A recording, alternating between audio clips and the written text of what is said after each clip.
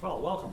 It's my great pleasure to introduce Professor Ned Block, who's today's Rotman Institute speaker. Ned, I think it's fair to say, is one of the world's leading philosophers of mind, or perhaps more correctly, the philosophers of cognitive science. Yeah. Better way of putting it. He's probably best known for his distinction between phenomenal and consciousness and access consciousness. And I might add that he's one of the few philosophers I've interacted with who has a real understanding of modern cognitive neuroscience, particularly the cognitive neuroscience of vision. A little history: he received his PhD from Harvard, where he worked under the direction of Hilary Putnam. He then joined MIT as an assistant professor. He quickly rose through the ranks, sounds like an army, and became chair of the philosophy section in 1989. In 96, he moved to NYU, where he's now the Silver Professor of Philosophy, Psychology, and Neuroscience. So over his career, Ned's been invited to give many prestigious lectures, including the William James Lecture at Harvard, the Immanuel Kant Lectures at Stanford, John Locke Lectures at Oxford, the Marc Jean-Rau Lecture at the University of Antwerp, and he's also the recipient of the Jean Nicot Prize from the Institut Nicot in Paris. I have to tell you, actually, that I recently checked him out on Rate My Professor, and in addition to being rated as awesome by most of the students, a large number also commented that he was a snappy dresser. So once more, he defies the stereotype of a professor of philosophy. I have to say that aside from his excellent sartorial sense, Ned is a provocative and challenging speaker, and I know that we're in for a treat with his lecture today entitled How to Think About the Border Between Seeing and Thinking. Please join me in welcoming Professor Ned Block.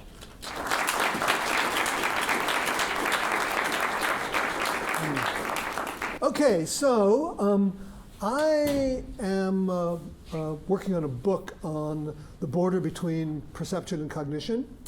And I'm just going to talk about one chapter of it today on the format of perception. So the idea of the book is to go into the issues to do with both the format and the content of perception. So what I argue is that perception is iconic in format, non-conceptual and non-propositional in content, and that there's a quasi-modular architecture. And what I'm going to be talking about today is just the format part. So I'm going to be arguing that, well, there it is down here, that perception is constitutively iconic. I'll leave out the non-conceptual, non-propositional, whereas cognition can use perceptual representations. You can use them in your thinking, like when you do a perceptual simulation to see if the sofa will fit through the doorway, but that isn't constitutive of cognition. Cognition doesn't have to use those. It isn't part of what it is to be cognition to use them. But in the case of perception, this particular kind of format, according to me, is constitutive. Now, there is an immediate verbal issue, or an issue which is, there are many ways that people use the word iconic, including in cognitive science, certainly in philosophy. So I'm not going to talk about how people use it, except to say that I think there is one sense of the term, or at least one idea, that is very common in cognitive science, according to which perceptual representations are iconic. I'm going to be contrasting my views with the views of some other people where they're talking about iconic representations also, and they have a different sense in mind. So there can be some like failure of communication here, but well, you'll see if I've avoided the verbal issues. Okay, so here's a plan. I'm going to be talking at first about format and content. Then I'll talk about the special case of perceptual object representations, which have been alleged to not have iconic format. Then after more than, well, maybe half the talk, I'll get to my actual definition of iconicity, what an iconic representation is supposed to be. And then I'll talk about the evidence for iconic representation and perception. I should say that this gives you a picture of what I'm doing in the whole book. I mean, the thesis that perception is iconic, non-conceptual, non-propositional, and quasi-modular is that these ideas are all around and are not original with me. But what's supposed to be the contribution of the book is to explain what they mean and to give you some idea of what the evidence for them is. Okay, so format versus content to begin with. Okay, so the format of representation is the structure of the representational vehicle, where the vehicle can be the sound you use to say something, or the typography you use to type something. The content of a representation is the way the representation represents the world to be. Now, these little definitions don't really help a lot because there are all the different terms in them that themselves need explanation. But instead of trying to just explicate everything, I'll just give you some examples. Okay, so one format, two contents. So this is an example due to Donald Davidson. So there's the sound of Oedipus leaped, which apparently that sound more or less appears in German, and it means one thing in German and another thing in English. So that's one format, two contents. Then there's one content, two formats. So I took kittens are cute and looked it up on Google Translate for a couple of different languages, and I got those different formats that's supposed to have that content. So then, in addition, a format can reveal or hide the structure of content. One can use a single letter to represent a complex content. And here's what we can see from a standard Chomsky example, how this format hides some structure, which can be done more revealingly using trees or bracket notation. So I hope that's good enough to give you the idea of what I mean by this format-content distinction. Oh, let me say, by the way, I am happy to have people ask questions throughout the talk, okay? You don't have to wait till the end. You don't have to be silent, sitting there till the end. If I think that dealing with a question is getting me off the track, I'll just stop dealing with it. Okay, so format, content, and functional role. Okay, so here is something, a famous paper by Jerry Fodor called Methodological Solipsism Considered as a Research Strategy in Cognitive Psychology. It's one of the early, I think this actually may be the, I guess it says here, the third volume of the Behavioral and Brain Sciences. But maybe that's the third issue. I can't remember. I think it might be the third issue in the first volume. He said, so Fodor famously said, mental representations are distinct in content only if they are distinct in form. In other words, no ambiguous mental representations in that sense. And he justified this by appeal to the idea that differences in content corresponds to differences in causal role or functional role. And he said, to put it mildly, it's hard to see how internal representations could differ in causal role unless they differed in form. However, it is easy to see why this is wrong. So here are some examples using the Fodor idea of the belief box to see why this is wrong. So we could have a sentence that means it's not the case that grass is green in the belief box. That would correspond to believing that grass is not green. But also we could have a belief not box with the sentence grass is green in it. So that would also be a way of cashing out what it is to believe that grass is not green. Or we could have a belief that grass is not green box with a 1 or a 0 in it, which would have the same import as far as content goes, all with different formats.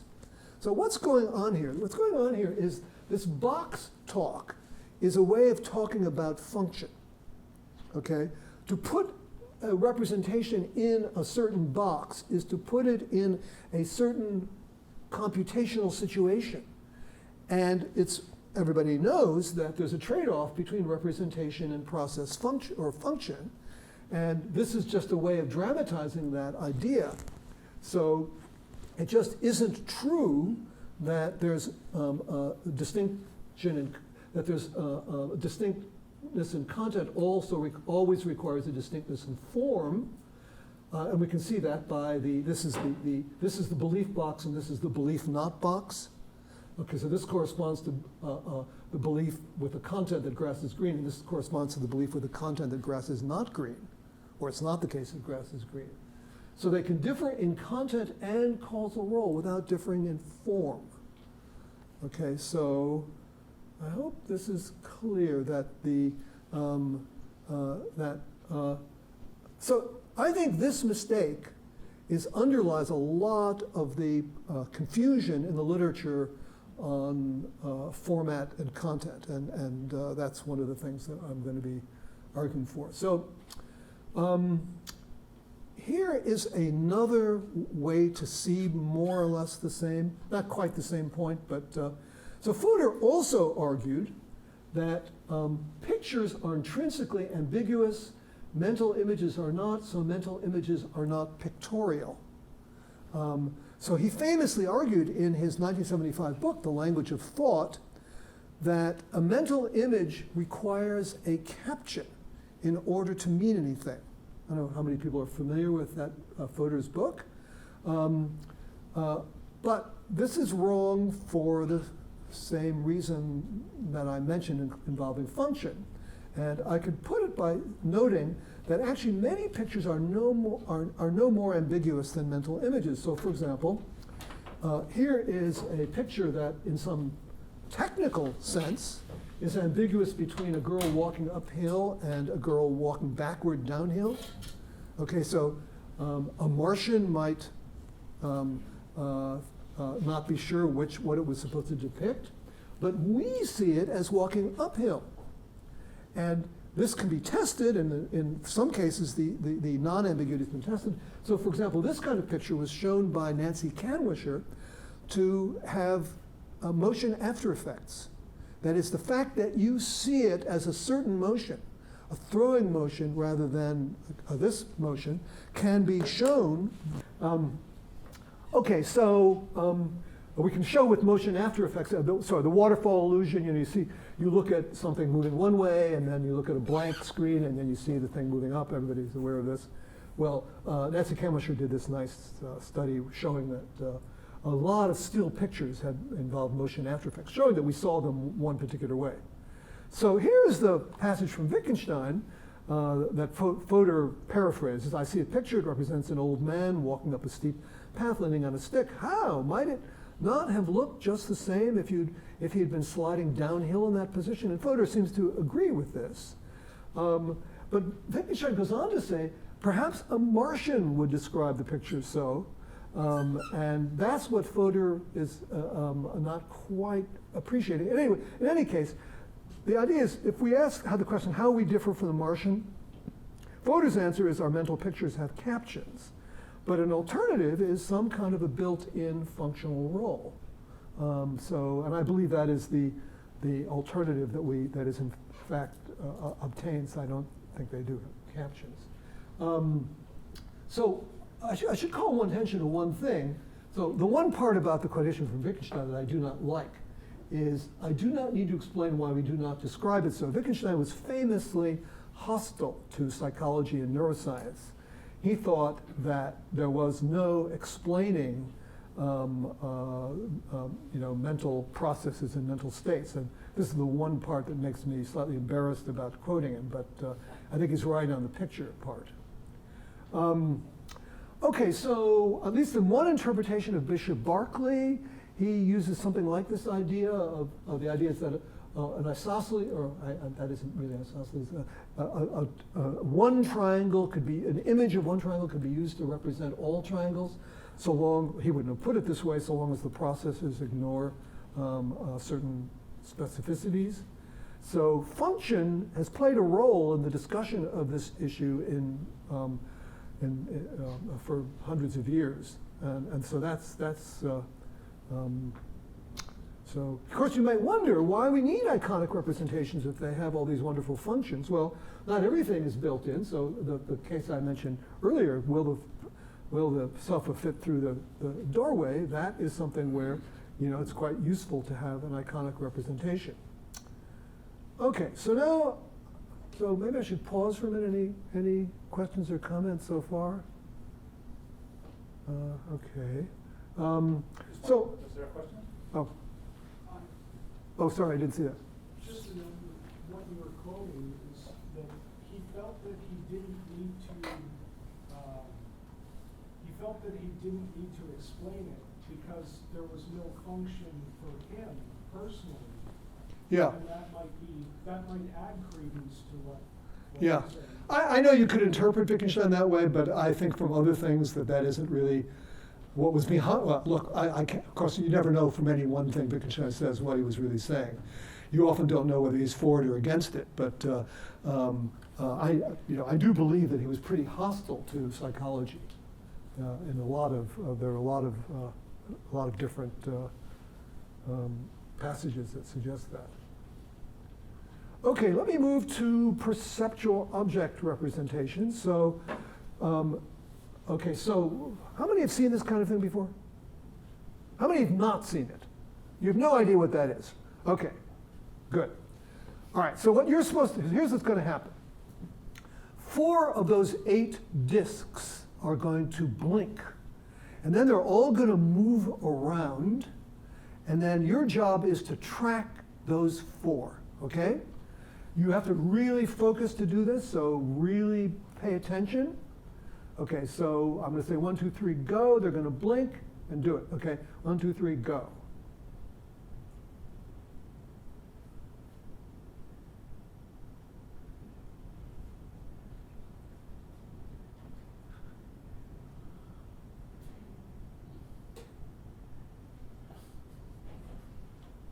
How many could do that, more or less? Yeah, it can be a little tricky. Okay, so here's another one. This is a little harder, but notice what's special about this one is that the objects deform in all sorts of ways. So the point of this one is you can still do it even though the objects are changing their properties. And they can change vast arrays of properties, okay? So ready? 1, 2, 3, go.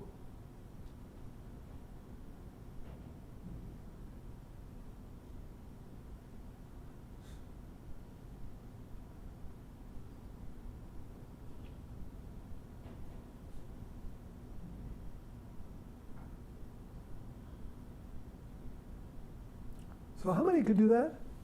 More or less? Oh, good. It was easier. Gosh, that's interesting. Okay, good. So this phenomenon was pretty much discovered by my friend Zenon Plyushin, who's known to a lot of people here. But he went too far, in my view, in thinking about this. And a lot of what I'm going to say today, and a lot of the chapter in my book, is directed against Zenon and also some of his students and colleagues on this topic. So what Zenon says is it appears that nothing is stored in the object files. Oh, object files, okay. An object, the term object file was coined by Kahneman and Treisman in a 1992 paper. And the idea is that we have representations that allow the tracking of objects and the updating of the properties of the objects. So this is a very powerful idea.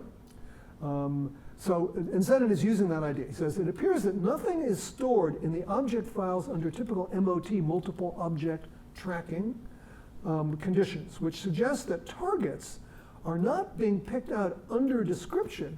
They are not picked out as things that have certain properties or satisfy certain predicates. So they're a bare demonstrative. He called them fingers of instantiation. Now, this should strike you as a very suspicious idea, in my view. And I'm not sure that Zenon really meant, he keeps saying this, but then when I ask him about it, he always says, oh, I didn't mean it quite that way. So here's why it should be suspicious, because you might ask, what makes it the case that the percept is picking out, say, the apple as opposed to the undetached apple parts, to use Quine's, sort of a version of Quine's example, or the apple's peel? So it looks like you need something like a descriptive content to explain why the perceptual representation is picking out one thing rather than another. And furthermore, the evidence for this even comes from Zenon's own paradigm. So here's another version of it. So this one, I strongly suspect no one will be able to do this one, but we'll see. Okay, you ready? Here we go.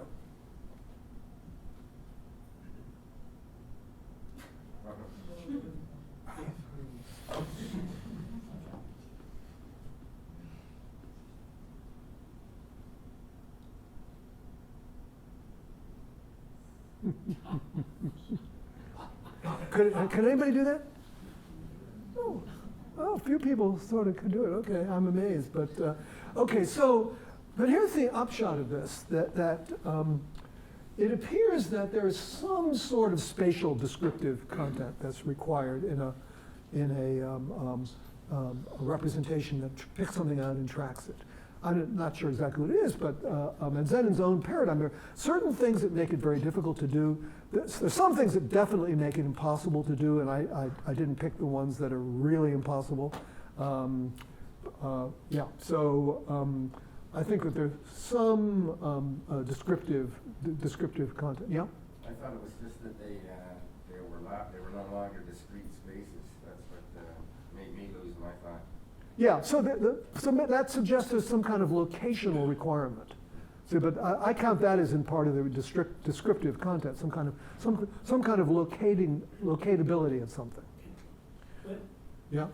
well, if you think about even in the days of Newton, thinking of a body, Mm-hmm. and bodies are supposed to be not impenetrable to each other. Yeah. And that's being violated all over the place. The impenetrability is not the problem. That things can penetrate each other and still be trackable. It's something to do with the locatability of it, I think. This is that demo is from Brian Scholl.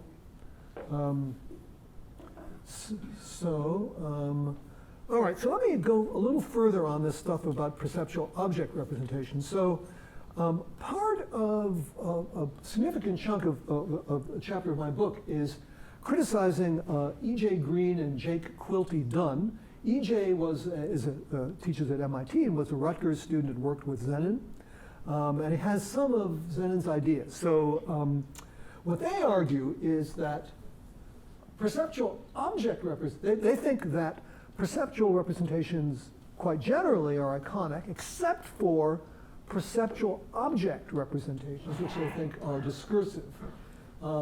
So my view is that that all perceptual representations are iconic. And I'm going to give you some evidence that the object representations are iconic too. But first, let's look at some of their reasoning.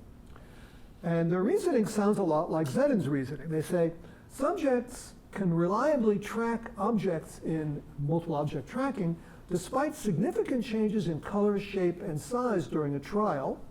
Thus, we contend that at a minimum, there is syntactic separation between indexical constituents and feature representations in object files. So they think you've got to have a separate format constituent, and already you're on the road, or maybe already there, to a discursive representation. I think that they're failing to appreciate the difference between singular content and singular format. So something can have the content of picking out a particular thing without the format. And actually, maybe what I should do is just very quickly give you an example that shows that. And then I'll come back to this other thing. So here is an example. This is a well-known map from the, I just used this because I needed a map that wasn't obvious what it was a map of. So here's the thing. A map can single out a place without any format constituent whose role is to single it out. Okay? What makes a map of a particular place has something to do with the intentions with which it was drawn, with the use that is made of it, it's things like that. It's something to do with its function. There need be no format constituent that makes that representation refer to the island it's a representation of. It has something to do with how you use the map, basically. Okay? So that shows that there can be, that something can be singular in content, in the sense of picking out a single thing, without being singular, without having a singular format element. And I think that's what they are failing to see. They think that if subjects can reliably track something, there has to be a format element that is doing it. And I think that the map example shows that they would need more to argue for that. they also talk about Tyler Burge, who argues that perceptual representation is iconic, but also that its contents can be modeled on complex linguistic demonstratives such as that F. And that's true that Burge does say that, but where F is some perceptible attribute. And then they go on to say, perhaps for Burge, the attributive elements of perception are iconic and the singular elements are non-iconic. But that is definitely not what Burge has in mind. Burge is just talking at the level of content. He's not talking about the level of format at all. So this kind of not quite right interpretation of Burge, I think, shows that they're not realizing that this possibility that something can be singular in content, a representation can be singular in content without being singular in format or having a singular format element. So I hope I've got that idea across with this example. So what island is singled out as a matter of function, not format. Okay, so in another paper, Quilty Dunn, by the way, I should say that I'm a huge admirer of Quilty Dunn and Green. Okay, so the fact that I'm criticizing them should be seen as how seriously I take their views and of course position too. I think they're doing excellent work in philosophy of perception, and you know, it's work that I very much like, and I've learned a lot of things from reading their stuff. So I'm accusing them of making various mistakes, but that is meant to be in the context of huge amount of appreciation for them. Okay, so Quilty Dunn describes, this may be in his PhD thesis, so he criticizes some views of mine, but then some of this stuff has come out in published articles. So he says my view is a hybrid, because he thinks that because I think that like Burge, I think that the perceptual representations have singular content. So he thinks they have to have singular format, and so he thinks I have to put together a singular format element with some kind of iconic representation. So as I just said, I don't believe that's right, because perceptual demonstratives don't require separate format elements.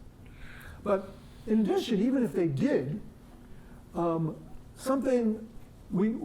shape of a river, for example, can represent iconically, while a discursive tag represents discursive. There's no problem with interaction. And here's an example that I like. So this is an early 19th century map of Greenwich Village where I live, and this is the Mineto River, which is now entirely underground, and it coexists quite, the shape of the river is represented quite nicely along with various tags that tell you what the names of the streets are. So I don't think, even if there is a hybrid representation, it doesn't follow that there's going to be any problem about how the elements interact. Okay, now I'm finally going to get to defining iconicity. So it's taken me a very long time. So what I mean by iconicity, that is. So my idea is modeled after Roger Shepard's idea of second-order isomorphism. And Robert Shepard, for those of you who haven't heard of him, is one of the great figures of 20th century psychology, really a standout person who discovered all kinds of interesting things. I won't try to define his notion of second-order isomorphism. I'll just tell you what I'm making of. So the idea of iconicity, as I'm using it, is what might be called analog tracking and mirroring. So the idea of it is there's a set of environmental properties and a set of representations of those environmental properties, such that, and there are three conditions. The first condition is that certain changes or differences in the environmental properties determine corresponding changes in their representational mirrors. So differences in the world determine corresponding representation in the mind changes. The next clause is about differences in the mind causing representational differences in the world. Certain changes or differences in the representations in the mind alter what's represented in a way that's sensitive to the degree and kind of representational change.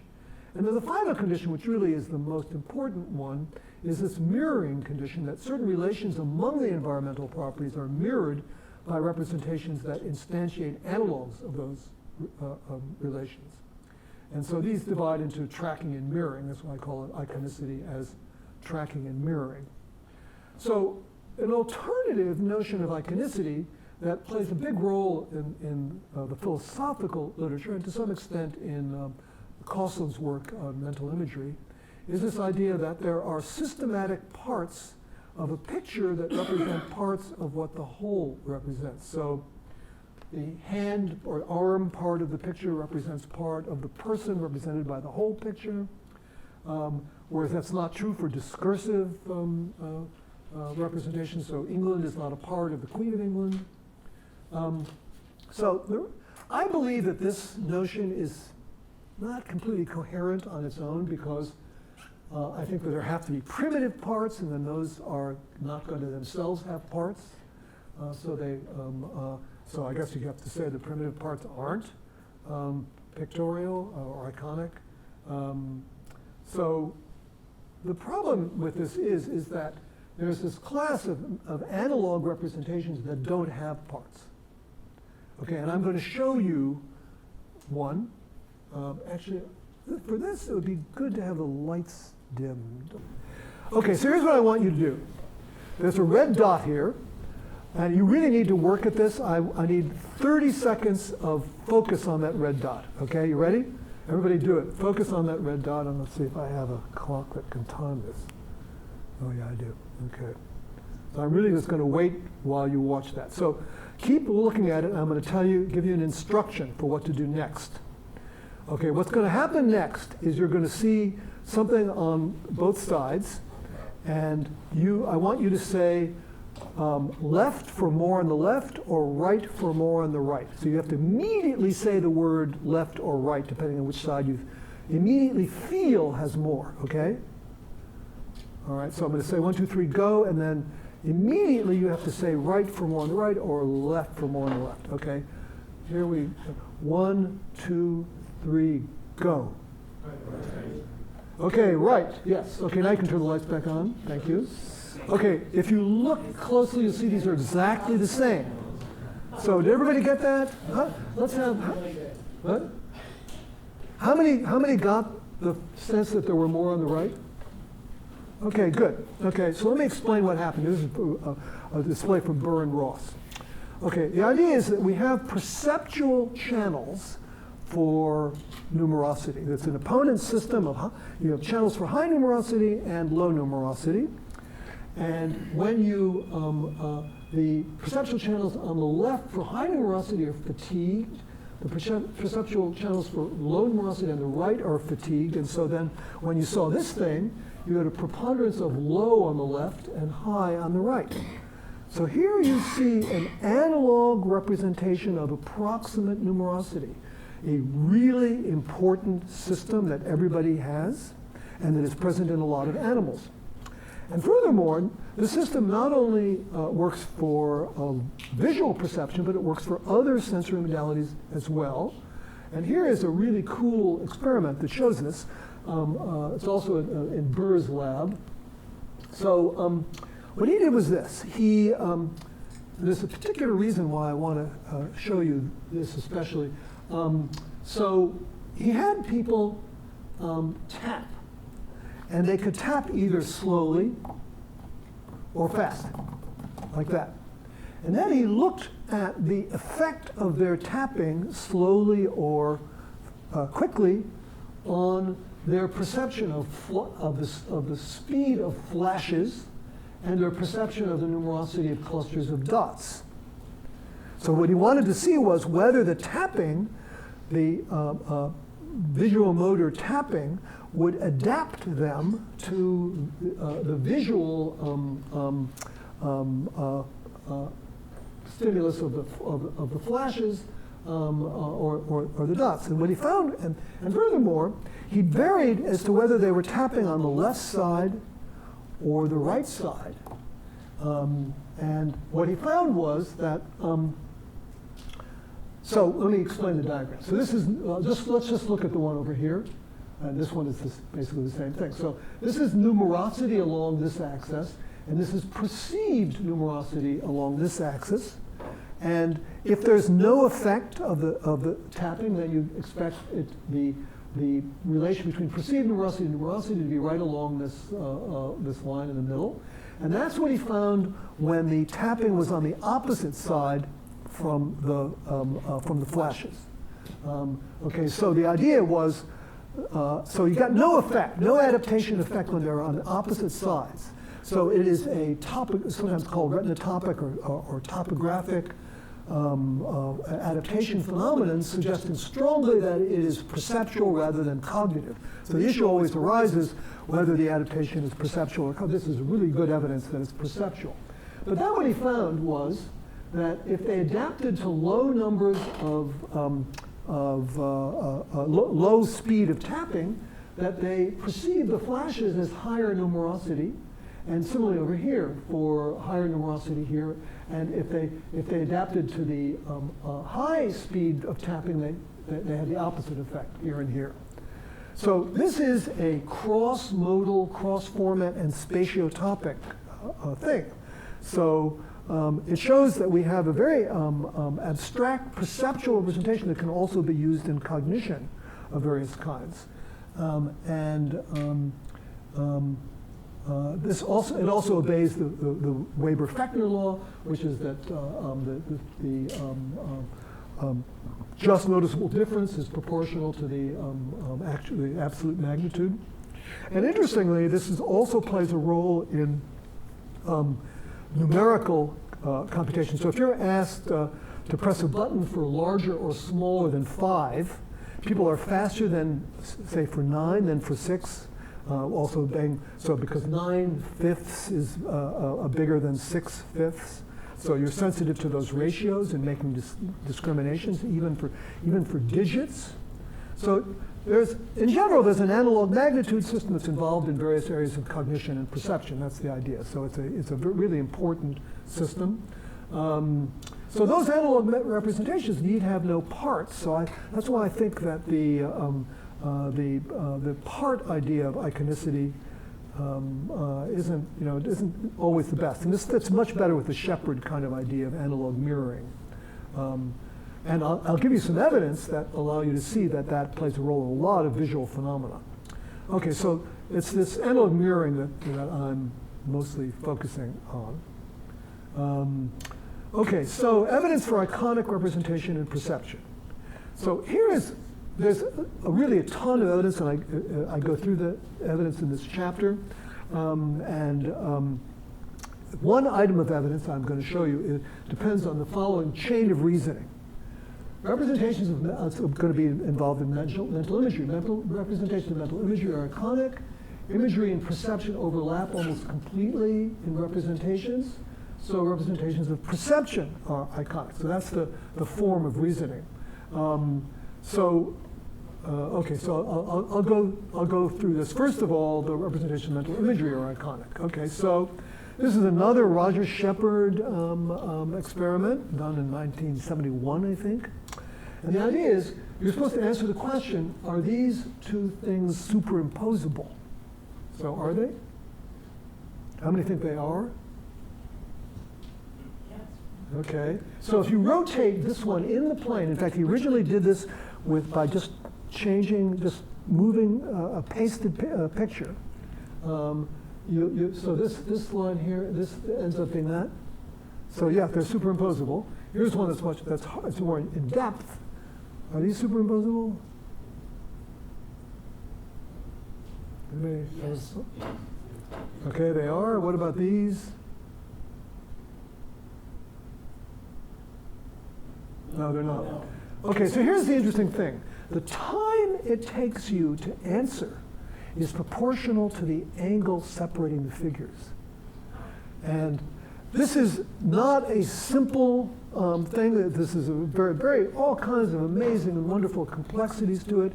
He and his students and postdocs, I don't know how many, there's just tons of papers on this from in the 70s. And they point to a picture of people actually rotating something in their minds. It's really quite an amazing kind of thing. But I'm not going to go into any of that. Instead, I'll mention another version, a similar kind of thing. This is an old study by Steve Pinker and Ron Fink. So you have a bunch of dots on the screen, and then you have an arrow, and you're supposed to say whether the arrow points to where there was a dot. Everybody get the idea? And it turns out that the time it takes to answer yes is, when it does, is proportional to the distance between the arrowhead and the dot. So it's a similar thing. And people describe themselves as mentally scanning. Now, Zenon has criticized some of these things, and I think some of those criticisms are right about certain experiments, but I think these are really bulletproof. And he never came up with a good a counter to these. Okay, so these are cases of analog mirroring, the process involving imagery representation, mirror rotation, and scanning in the world. Okay, now overlap. This is a different thing, often conflated with these analog.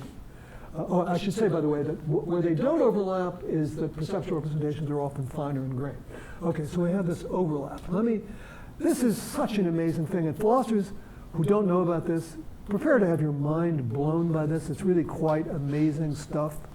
And, well, anyway, here we go. Okay, so here is measuring the size and shape of the visual field, something that is done very often for various purposes. Okay, so the way you do this is you take a grid like this, or this. You put it in the center of the screen, and then you move it out along an axis and ask the subject to say when it blurs, okay? And you do that for different grade. Of course, this will blur. It's practically blurred now. Maybe it is blurred now. So for different, these are called different spatial frequencies. For different spatial frequencies, it will blur at different points. Okay, so you get a shape of the visual field. And it turns out it has various properties. It's wider than it is, it's wider along this axis than along this axis. And it's larger in the bottom than the top. But then you can also do the following amazing thing. You can ask people to imagine these, I think what you do, actually I'm a little vague on this, I haven't read this paper in a while. You show them a grid, and then you ask them to imagine moving it along an axis. And then tell them when in their imagination it blurs. You might think people can't do this, but they can. And here is an amazing data slide that I think probably a lot of philosophers won't believe. The solid line is for perception, and the dotted line is for imagery. Look at that. So there is a serious overlap between perception and representations of perception and imagery. Here's another, just very briefly. There's something called the oblique effect, which is that it's harder to separate the stripes in an oblique stripy thing than in one that's on the cardinal axes. And if you withdraw the stripes and ask people to say stop when they blur, you get a certain distance for vertical ones, you get a certain distance for this, and this is always shorter. Okay? Everybody understand that? And then you can ask people to do that in imagery, and it's the same thing. It's called it's a paper by Coughlin and Pennington. Okay, so that shows, again, a kind of overlap between the representations. And here's one that probably is familiar to people. This is a brain damage syndrome called visuospatial neglect.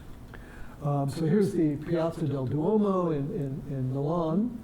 And Eduardo Bisiak asked people who had the syndrome to describe it in their imagination from one position, and they described something, they left out the left side, and they asked them to describe it from the other position, and they also left out the left side, but it was a different side because they were imagining it from a different position. This is the map of the Piazza del Duomo, and I've now forgotten what these things mean. I think the green things are what they said they could see from here, and the red ones are yeah, that's right. From red, what they said they could see when they were imagining it from this location, which includes some points behind them. So I didn't get everything right. But you can see that on the whole, there's only one green thing on the left and no red things on the right. So I'll skip a few things because I'm running out of time. Okay, so here's the argument. The argument is representations of mental imagery are iconic. They overlap almost completely with the representations of perception, so they're iconic too. So yeah, there's room for slippage in there, but I think on the whole it's a pretty good argument. There's also more direct evidence. So this is an experiment done by Lisa Feigenson. These experiments are ones where Feigenson, Carey, and others have done many experiments in which children or monkeys are shown certain numbers of things being put in boxes. So if you take two boxes and you very visibly put one thing in a box, and then another thing that the kid wants, two things, and then three things, and then this other box has one, two things. Kids will reliably go to the box with three rather than two. And what they showed is that they also, if you make the pieces of something they want to eat of unequal sizes, they contract surface area as well, and go to the ones with the more surface area. So that's a direct piece of evidence for iconicity, analog mirroring in perceptual object representations. In perceptual representations. But what about perceptual object representations? Okay, so I'll go through a little bit of evidence on this. Remember, these guys say that perceptual object representations are discursive, but they admit that other representations are iconic. So what I'm going to do is give you two kinds of evidence. One is direct evidence that perceptual object representations are iconic, and then I'll do some indirect evidence that perceptual object representations are like other perceptual representations. I might not get to the second, okay. So here, this is one I made myself, and it may not work perfectly, but I'll try it. So, all right, so something is happening here. Anybody want to describe what was happening? Come on, let's have somebody describe. What did you see? Chicken changed into a fox. Okay, did everybody see that? Should we have it again? Would you describe it that way? No, I'd say the fox turned into a chicken. Well, both. Well, both. Anybody have a different picture of this? Yeah? Yeah, I was actually just seeing them as sort of Cross. Yeah, crossing, sort of. Yeah. Okay, how many saw them crossing? That's hard.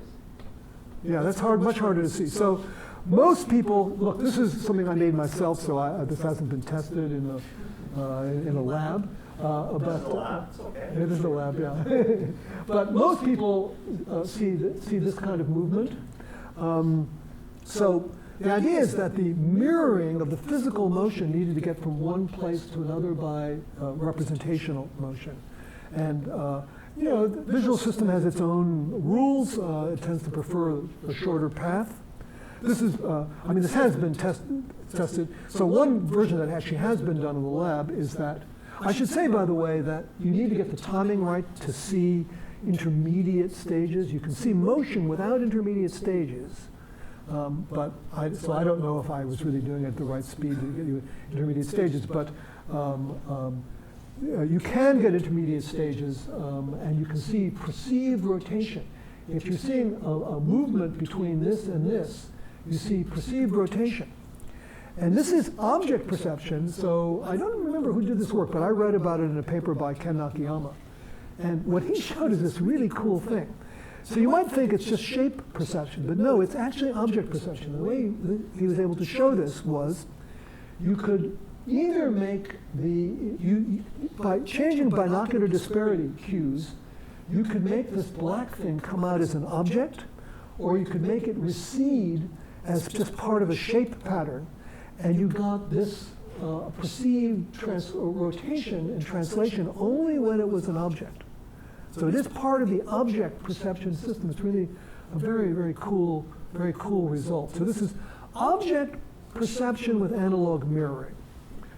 because of the translation and rotation relations among the representations. They mirror ones that you would get with objects. So this is direct evidence for perceptual object representations being iconic in the sense that I'm using. Okay, so how much more time do I have, actually?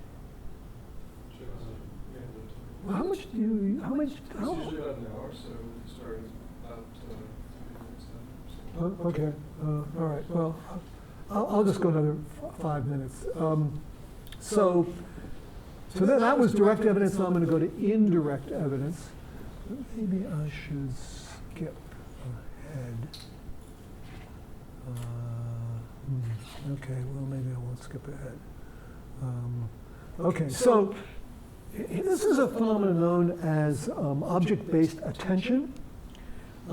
So here's the thing: if you have so these are two different objects, and if you have how does this work? Yeah. If you have a cue here, something appears there, and then you have to say identify a stimulus. You're faster if it's on the same object as this, rather than the same distance away from the cue on a different object, showing that there's that the object attention moves within an object, and that's even true if there's an occluder, because you see this as a single object even though it's occluded. So object-based attention suggests object perception. Now, interestingly, this also works when they're not very good objects. So this is response time in second, and this is for rectangles like this, and this is for parallel lines. So there's a difference in how fast they are, but the key thing I want to point out is that you get pretty much the same object advantage in both cases, very close anyway. So what this suggests is that object perception is of a piece with non-object perception, which is, so that's my indirect evidence. My indirect evidence is they are wrong to say object perceptions, perceptual object representations are discursive, whereas other perceptual representations are iconic, and my reason is they really seem to work in much the same way. Here's another one. This is, again, these left-sided neglect patients. So they tend to bisect. So if this is the patient's midline, if you ask them to bisect a line, they put the bisector on the right side of the line.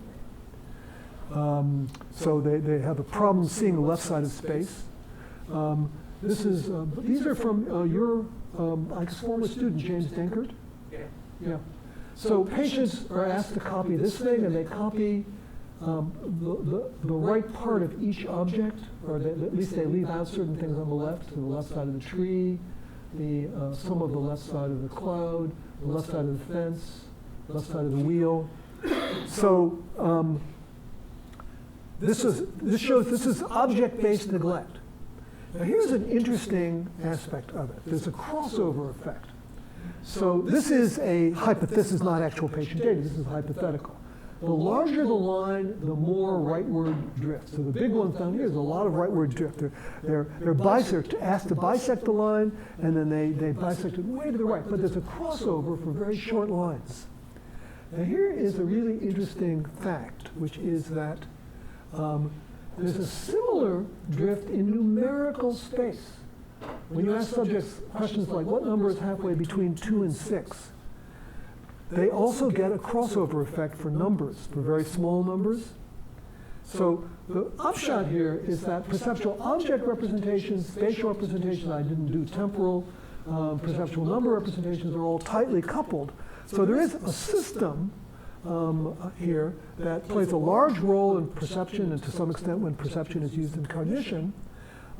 So it's evidence that perceptual object representations are the same kind as other perceptual representations. So let's see now. Okay, so let me just finish up here. Okay, I have to skip a lot of stuff. I'll skip a lot of stuff. I'll skip everything. Okay, so just to summarize, there are a number of different senses of the word iconic, but there's one sense that I think has this important role in cognitive science, and in that sense of iconic, perceptual representations are iconic, and object representations are just as iconic as other perceptual representations.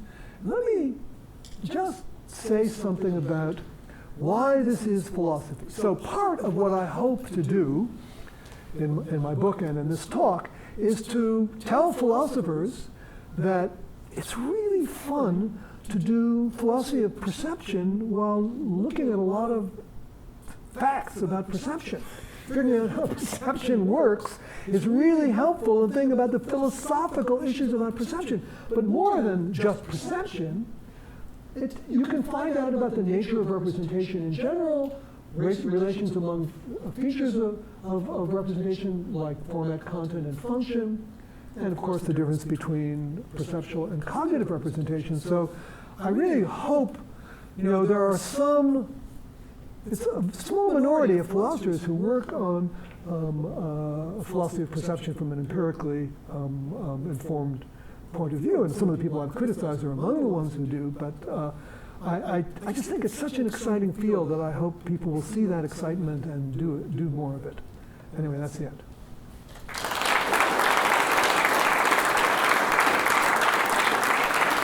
Actually, that's why we co-located Rotman and the BMI in the same building. Yeah, Let good. that happen naturally. Questions?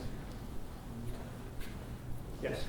Okay, this is just when you, on the right drift, On the what? on this right drift thing. Yeah, yeah, that you're mhm, showing. yeah. Did they check to see whether the people were left or right-handed, or did it make a difference? I have no idea. Sorry, Don't look at me, I I don't know. I mean, it's a pretty general result But there are a lot about more neglect. right-handed people than left-handed. Mhm. I don't know the answer to that. Yes. Yeah.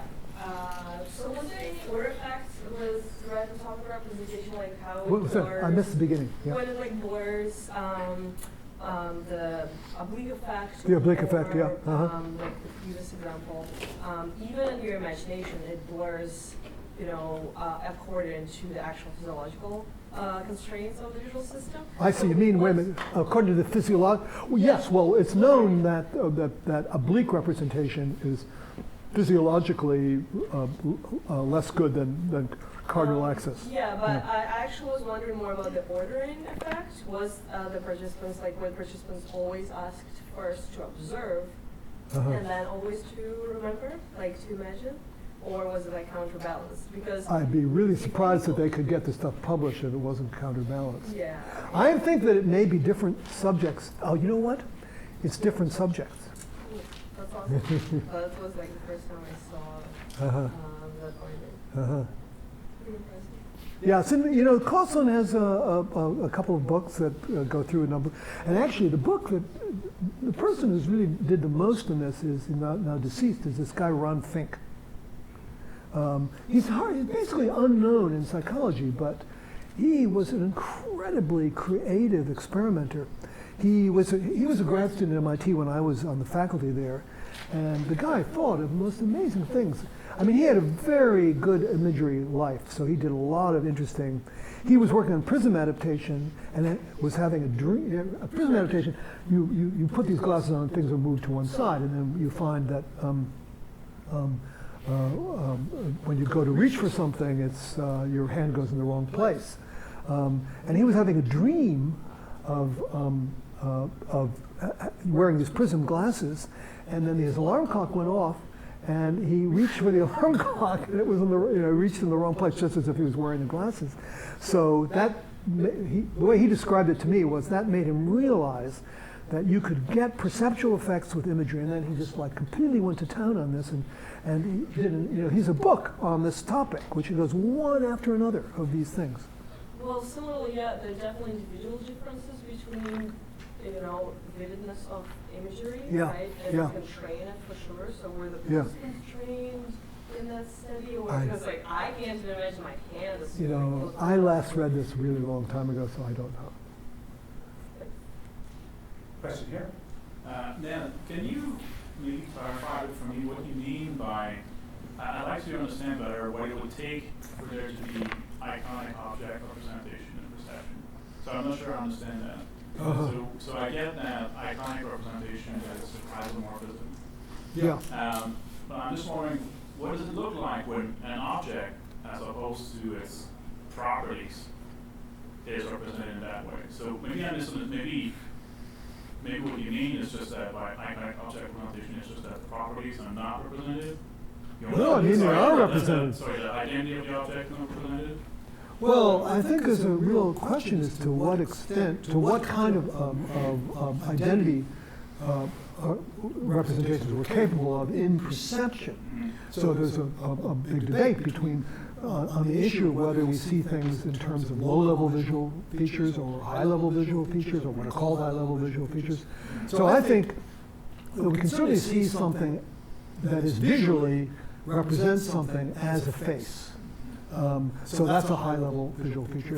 If you want to make the distinction in terms of the ones that are the low-level ones being, things like shape and orientation, texture, represented by, essentially transducers, or the one up the visual hierarchy, the higher-level descriptions. So. But what makes it, so you're asking me what makes it a perceptual object representation rather than? So are you talking about representation of particulars, or you're talking about representations of sort of object types? So I'm thinking, so the opposing view, I think it has something like names in the perceptual system. Yeah. So you see a scene, and then you kind of give names, sort of Yeah. internal names, labels, Yeah. to the objects that you see. So you identify an object, you put a name on it. Yeah. And then the name can be moved around with maybe an iconic representation of the features. Yeah, I don't think it's named, it's more like that.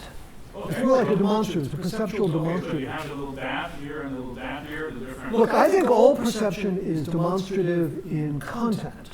And you can pick out an object, a property instance, an event.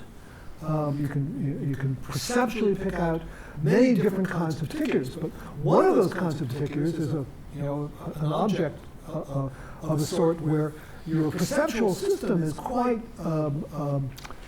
tied in with the features of objects that they tend not to go through each other, that they tend not to blow up, that kind of thing. So, what is sometimes called Spelke objects, because Liz Spelke did some of the work on what they can do and what they can't do. And you can track those objects, and there's certain kinds of tracking it can't be done, as shown in the Zenon's MOT paradigm. So I'm not sure what so if the question is, what is it like to see an object? Well, you know what it's like to see that, because you see them all the time. No, I'm trying to get to better understand the difference between your view and the opposing view. And So one difference is that they think that a tracking requires a format element, and I don't think that. A second difference is they think that the representing an object requires something that's more like a sentence. They think it requires, a separate demonstrative element with some kind of a discursive property representation. So I don't think that. I think that perceptual object representations are of a piece with all perceptual representations. There's nothing particularly special about them. That's my view. I have a question. Okay. And it sort of appeals to stuff that Boston, of course, has talked about, which is people with brain damage who have damage to areas that presumably are part of the machinery that represent the world. Mm-hmm. And then you ask these people to imagine things that require that they deal with things that they would normally perceive. There's a mixed literature there, and it's pretty substantially mixed in the sense that the people who, and I'm one of them, who show, for example, that a patient with a lesion who's unable to perceive the form of objects, nevertheless, if you ask her, imagine the letter V, now take the letter D and rotate it on its back and stick it on top of the letter V. Yeah. Then what have you got? And she says an ice cream cone. Yeah. So what do you think's going on there? With these, this disconnect between an ability to sort of manipulate Yeah. the representations of objects in the mind, but Yeah. can't, can't perceive it. I think what you think, which is that the reason she can't perceive it is because she's got damage in area LOC, so the areas that process visual form higher up are not not getting input from the world, but the top-down manipulation of Right. those. Okay. Well, I certainly agree with that. Yeah. So that undercuts an argument, sort of play it again Sam argument, where Costin would argue that you need to sort of take the internal representations and when you're imagining something and play them through the machinery that Yeah. represents the Yeah. world. So you're not Yeah. going that far. No, certainly not. No, no, no. So No, it's well, like- because we know that people without V1 can have imagery and dreams. Sure, but he would argue that Yeah. people with the one of the work of Martha Farah, he often presented that as a piece of evidence that people who have a lesion in V1 on one side so that the visual field is restricted, Yeah. and then imagine walking towards an elephant until it fills your entire visual field, tell me when you want to stop. Uh-huh. That's an argument that, of course, Zenon would have lots to say about. Yeah, yeah. That people stop sooner when they have a lesion than when they don't have a lesion, which Uh-huh. corresponds to the idea that you're playing it through. I see. So I see. there's a kind of big Uh-huh. debate out there about the nature of Yeah. having to have the machinery Yeah. to imagine the world Yeah. and to see the world at the same time. Yeah. But you seem to be saying that the iconic representation can be lifted from higher order areas and I do somehow know- Yeah. rotated or Yeah. dealt with in some fashion. Yeah. That doesn't require the Yeah. low-level perceptual machinery. Yeah, So so. I'm interested in that point of view. Okay, look, I'm nowhere near as well informed about this as you are, but I know that Frank Tong thinks that V1 Yes, is he involved does in indeed, imagery. yeah. And look, one speculation I would have is that maybe there is a play it against Sam thing that operates sometimes, that but may not work the way Costin thought. It may be that the higher level ones sort of send signals down, and then there's these re-entrant loops, Well, I think which work through V1 if you've got a V1. Right, so you're saying that that might be somehow the replay by virtue of the recurrent going back to Yeah. V1, Yeah. that just may be an anti-phenomenon. That is, it I isn't don't think it's required. anti-phenomenon, it does something, but it's not required. It's not required. Right. Yeah, exactly, yeah. Do the people with Yeah. lesions, do they say anything about how rich their perceptual experience is, for example, when they're in injury? Is it less detailed than those with intact V1s? Yeah, that's a great question. I don't, yeah. There have been very few structured interviews of such individuals, but patients like DF, the patient I was talking about, and other patients that in Carnegie Mellon has Martha interviewed. Farah. Pardon me? You mean Marlene Berman? Marty Behrman has Yeah. interviewed. They describe their dreams in great detail. Yeah. It suggests that Yeah. it's not just some sort of sparse representation, but Yeah. a fairly rich representation. Yeah. And also, Petra Storig described this in some paper. The problem is, if you read a paper a long time ago, you don't remember all the details. That's right. Yeah, sorry, there was a question over here. Oh, Steve? Does illusory conjunction phenomenon cause any problems for your? Could you speak up just a little bit? Does the treatment of the illusory conjunction phenomenon cause any problems for your conception of the nature of perceptual representations? So for those who don't know about this, there have been a lot of patients who bind, if you see a red square and a blue triangle, there are patients who misbind, who think that the color goes with the wrong shape. Well, so- even we do that. Yeah. Humans do, that's right. Well, even Normal humans, people do. yeah. Humans, yeah. So why would that cause Careful. a problem? What?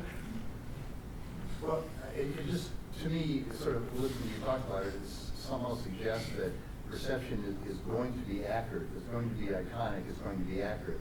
And if it's going to be accurate, maybe it's going to be missing something, but not making a mistake and putting things in the wrong place. I see. So I see. So that suggests a more discursive system, where you've got these separate items. Okay, I should look into this literature. So there's an important distinction, I'm sure that you're well aware of, but the philosophers may not generally be aware of, between separable and integral dimensions. So they are the difference between, for example, height and width are described as integral dimensions because you cannot attend to height without attending to width. Whereas, say, color and orientation are separable because you can attend to one without the other.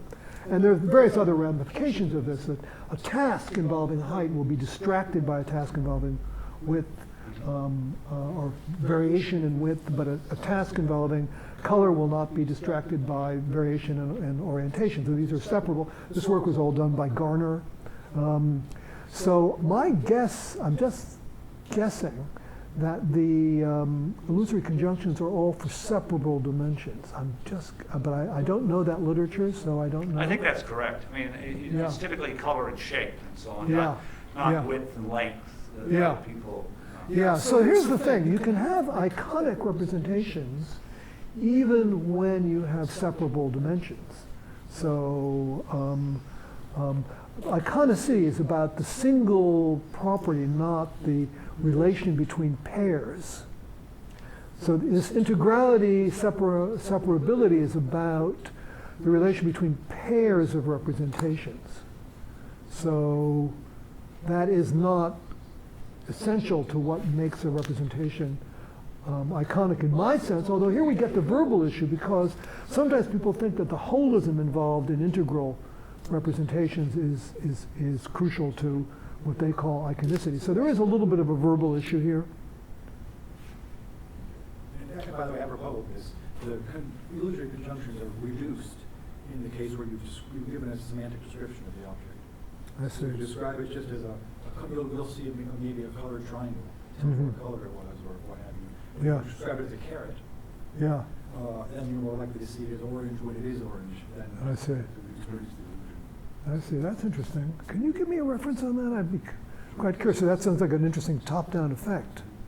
I'm interested in top-down effects because part of what I'm trying to do in my book is lay out which kinds of top-down effects. As some of you may know, there's a ridiculously large and not that great literature on supposed top-down effects that were, many of which were very nicely destroyed by a recent paper by Chaz Firestone and Brian Scholl.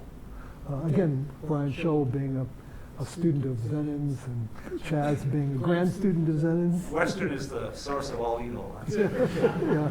Anyway, this is a great article. I very much recommend you to read it, and I especially recommend philosophers to read it because Chaz, the grand student of Zenon, was a philosophy undergraduate, and he has some wonderful things in that paper, and another wonderful paper on the El Greco fallacy. It's very good. So the argument about that Scholl and Firestone argue against is that when you're hungry, you might see an ambiguous shape as a banana more often than other people.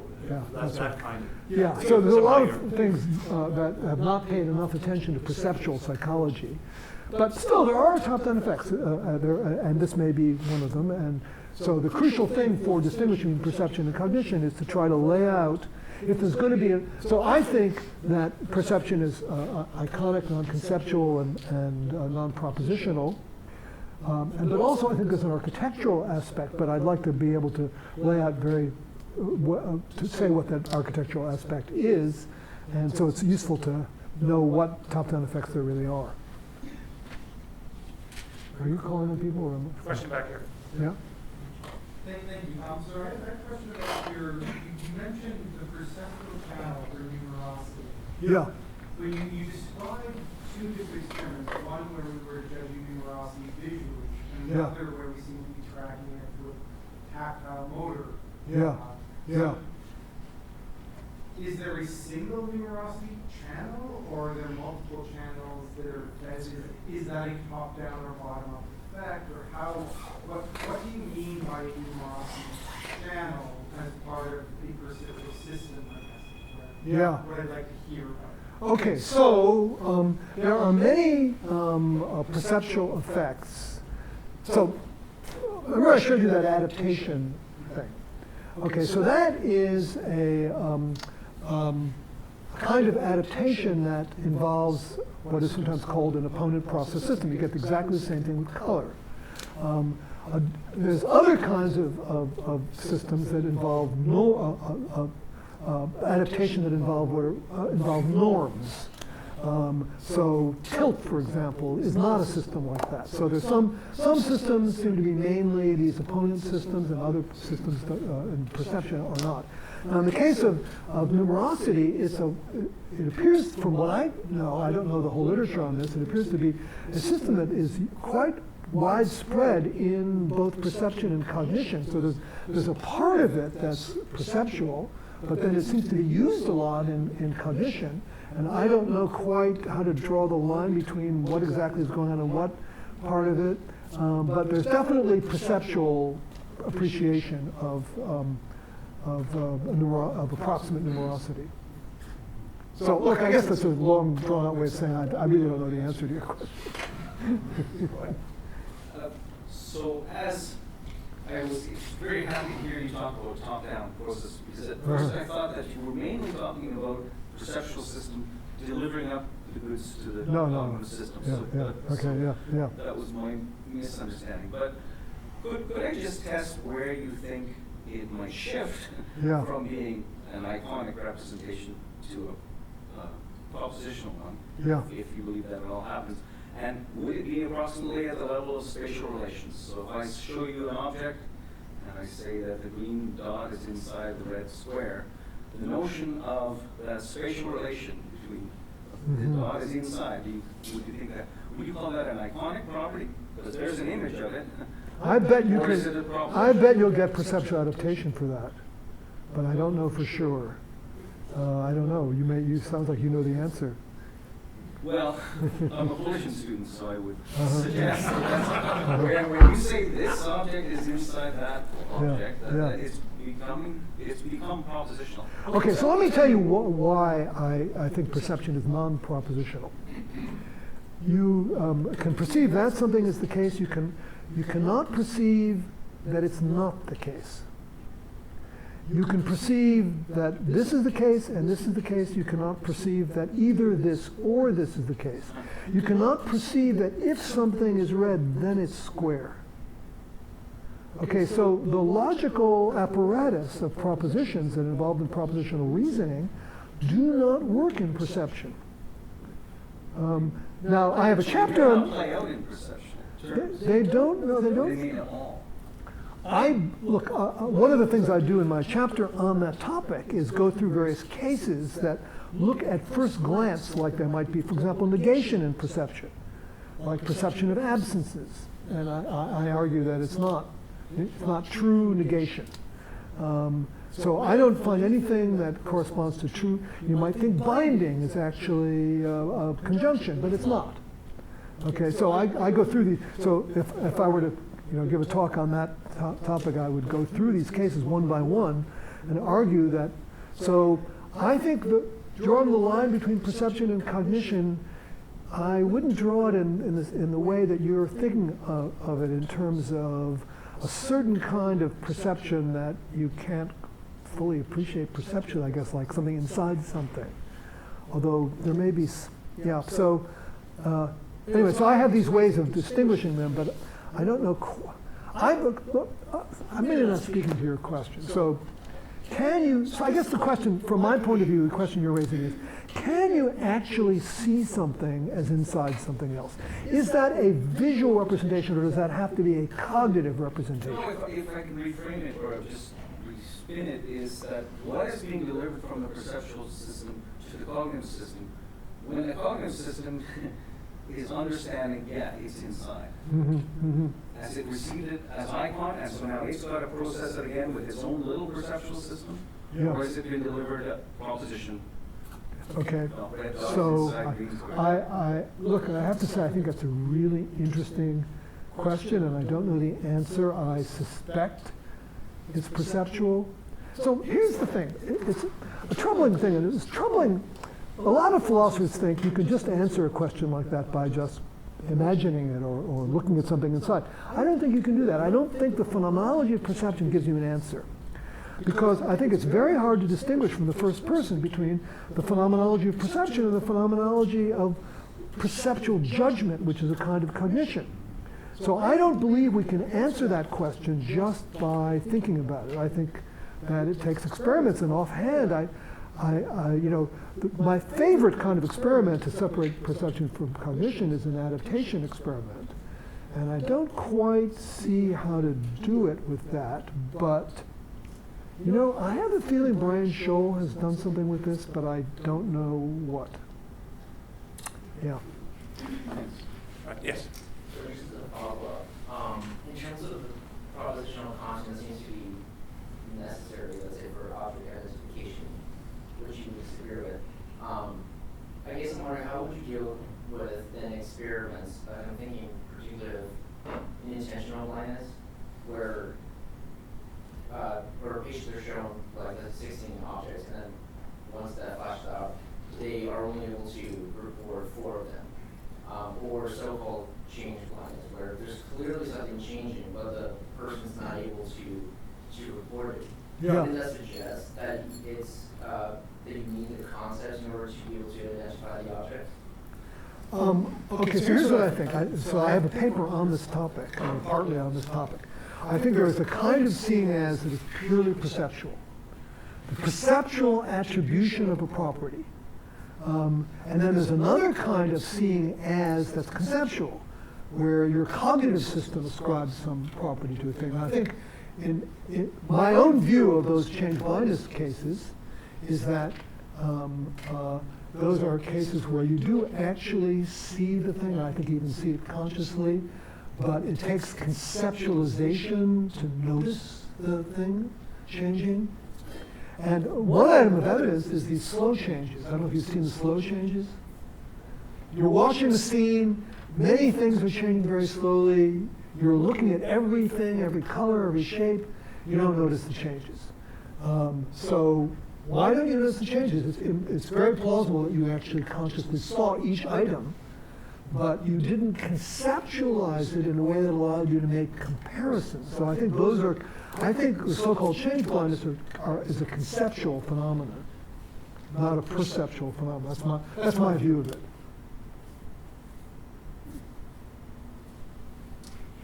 Yeah, Mike. Can you perceive something that's messy? That's an example that I use. No. Can you perceive as something that's expensive? Yeah. So that's actually an example that I use to illustrate what you can't perceive. So I think that there are certain representations that the visual system can apply to things. Certainly the low-level ones are the obvious ones, but there's certain other high-level ones that are also seen, and they involve things like causation, face, and also various emotional expressions on faces, but certain other things that you can recognize visually, but what you're attributing as low-level properties like shininess in a diamond or that kind of thing. But I don't think you can perceptually attribute expensiveness. Well, it just remains for me to thank you very much, Ned, for Oh, thank you.